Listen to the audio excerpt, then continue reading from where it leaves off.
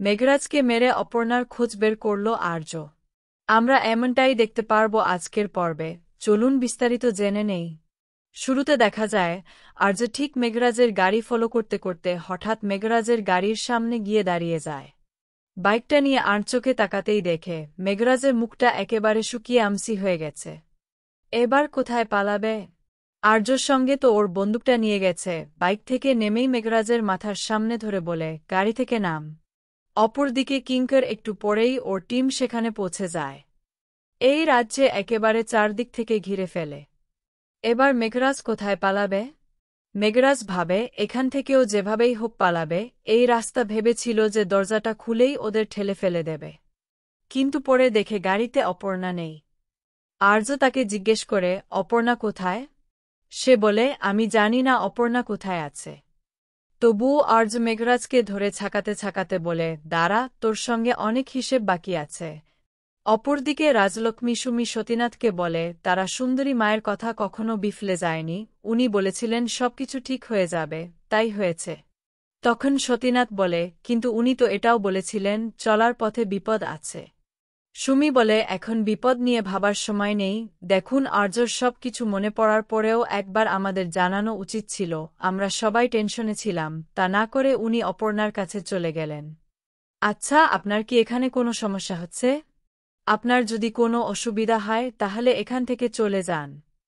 ভালো কথা যদি বলতে না পারেন তাহলে দয়া করে এখানে খারাপ কথা বলবেন না, প্লিজ।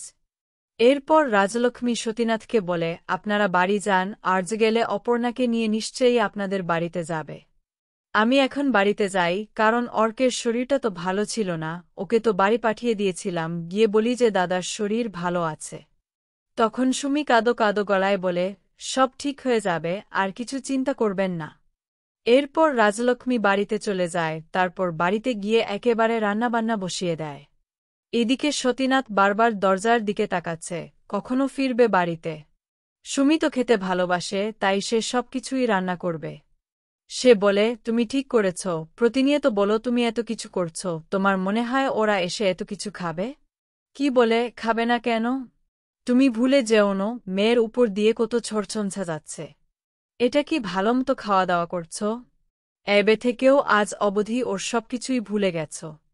তবে দেখি ছুটাছুটি করে যাচ্ছে, আজকে ওরা দুজনও একসঙ্গে ফিরবে, শান্তিমতো খাবে। অপরদিকে মেঘরাজকেও আর্য ধরে নিয়ে আসে। সেখানে নিয়ে এসো তো, উদুপি টান পেটাচ্ছে, আর যতক্ষণ না অপর্ণাকে খুঁজে পাবে মেঘরাজকে আজকেই মেরেই ফেলবে, মেরে মেরে। বারবার মেঘরাজকে জিজ্ঞেস করছে, অপর্ণা কোথায়? আর্য গলায় আঙুল টিপে ধরেছে আর বলে, বল, অপর্ণাকে কোথায় রেখেছিস? মেঘরাজ মার খাচ্ছে, তবুও সত্যিটা বলছে না যে অপর্ণাকে কোথায় রেখেছে। আর্য, আমার ভিতরে একটা জন্তু বাস করে, সেটা কেউ জানে না। তুই তো জানিস, সেই জন্তুটাকে জাগিয়ে তুলিস না, সে একবার জেগে গেলে দাঁড়ানোর জায়গা থাকবে না। মেঘরাজ তো কিছুতেই বলছে না। অপরদিকে কিঙ্কর একা অপর্ণাদের বাড়িতে যায়। সুমি দেখে ছুটে যায়, হয়তো অপর্ণারা এসেছে। সেই কারণেই কিঙ্কর এসেছে। কিন্তু দরজার দিকে তাকিয়ে দেখে অপু আসেনি, আর্য আসেনি। সুমি বলছ, আর্য অপর্ণারা কোথায়? কিঙ্কর বলে, অপর্ণাকে পাওয়া যাচ্ছে না। সতীনাথ বলে, পাওয়া যাচ্ছে না মানে? শেষ আমার সঙ্গে কথা হয়েছিল হসপিটালে, যখন আমি ছিলাম।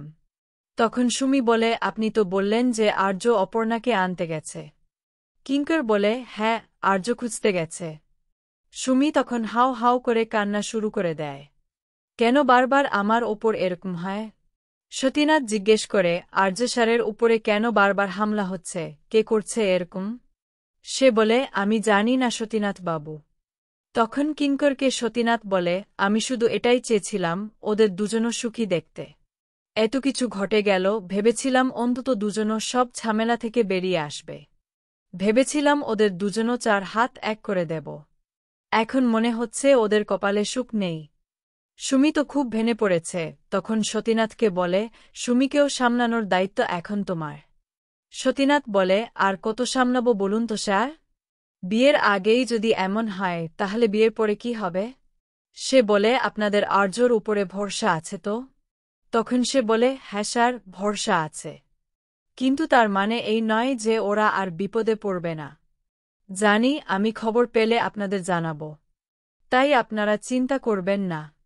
অপরদিকে রাজলক্ষ্মী দরজার দিকে তাকিয়ে অপেক্ষা করছে আর্য অপর্ণাকে নিয়ে কখন আসবে। রাজলক্ষ্মীর একদম ভালো লাগছে না, মনটা কেমন খুঁতাচ্ছে। ভোর হতে চলল, এখনও অবধি আর্য ফিরল না। রাজলক্ষ্মী বরণডালা সাজিয়ে রেখেছে। ওরা ফিরলে ওদেরকে আমি বহন করব। সেটা দেখে বলছে সব বিপদ কাটিয়ে ওরা ফিরবে। আর আর্য বাড়ি ফিরলে ওকে আমি বরণ করে ঘরে ঢুকব ভেবেই রেখেছি।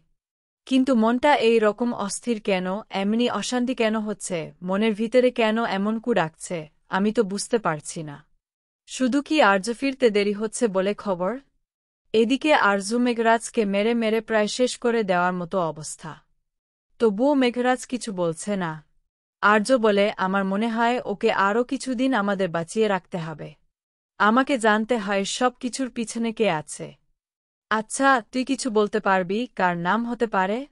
কিঙ্কর বলে, আমার মনে হচ্ছে মহিলা মিথ্যে কথা বলছিল, ওই মহিলাকে বিশ্বাস করা যায় না। কেউ তো আছে এত বড় রহস্যের পিছনে। কিন্তু আমার অপর্ণা কোথায়, এই অপর্ণার খোঁজ দিতে পারে একজন। মেঘরাজ ওর থেকেও না বড় শত্রু আছে, কিন্তু সেটাকে আমাকে জানতে হবে। কিন্তু তার আগে আমাকে আমার অপর্ণাকে খুঁজে নিতে হবে। অপরদিকে মানসী এসে দেখে রাজলক্ষ্মী দাঁড়িয়ে আছে। মানসী রাজলক্ষ্মীকে বলে, আপনিও এখনও এখানে দাঁড়িয়ে আছেন? আর্য আসার অপেক্ষায় দাঁড়িয়ে থাকেন? তখন রাজলক্ষ্মী বলে, তুমি দেখছ না? মানসী বলে, না, আপনার পূর্বপুরুষেরা তো সবাই এইভাবে জেগে থাকতেন। রাজলক্ষ্মী বলে, তুমি আমার ধকলের কথা ভাবছ, একবার আর্যর কথা ভাবো। তুমি তো নিজে ছাড়া আর কারও কথাই ভাবো না। ভেবলে কি আমি এমনি এমনি এখানে উঠে আসতাম? রাজলক্ষ্মী আবার বলে, এমনি এমনি নাই, তোমার অহেতুক কৌতূহল মাঝেই বলছি, তুমি সবসময় আমাকে ভুল বোঝো। তোমার সঙ্গে এই সব নিয়ে কথা বলতে আমার একেবারেই ভালো লাগছে না, তুমি চুপ করে থাকো, নাহলে নিজের ঘরে যাও। মানসী বলে, আমি শুধু এটুকুই বলছি। তখন টেবিলের উপর জিনিস দেখে লোকে জিজ্ঞেস করছে, আপনি কি বরণের জন্য সাজিয়েছেন? রাজলক্ষ্মী বলে, এইসব অবান্তর প্রশ্নের উত্তর আমি দেব না। মানসী বলে, আশ্চর্য, আমি তো শুধু একটা সামান্য প্রশ্ন করেছি, তা আপনি এত রেগে যাচ্ছেন কেন? বুঝছি আপনার টেনশন হচ্ছে, ভোর রাত অবধি আর এখনও অবধি ফেরেনি। আপনি ফোন করেছিলেন?